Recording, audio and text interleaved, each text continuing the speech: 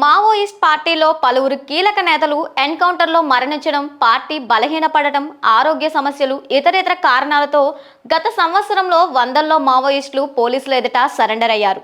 ఇది మావోయిస్టుల పార్టీకి కోలుకోలేని దెబ్బ అని చెప్పుకోవచ్చు.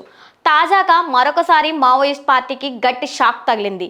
మరొక కీలక నేత బర్సాదేవా శుక్రవారం పోలీసుల ముందు లొంగిపోయారు.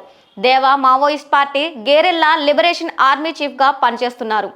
మావోయిస్ట్ అధినేత హిడ్మా ఎన్కౌంటర్ తర్వాత మావోయిస్ట్ పార్టీ సాయుధ బలగాల వ్యవహారాలను బర్సాదేవా చూసుకుంటూ ఉన్నారు.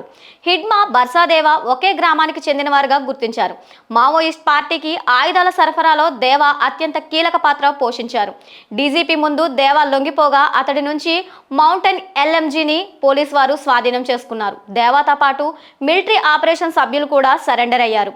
ఈ రోజు బర్సాదేవాను మీడియా ముందు తీసుకొచ్చే అవకాశం ఉందని, దేవా లొంగిపోవడం తదితర వివరాలను డీజీపీ మీడియా ముందు సమావేశంలో చెప్పనున్నట్లు తెలియనుంది.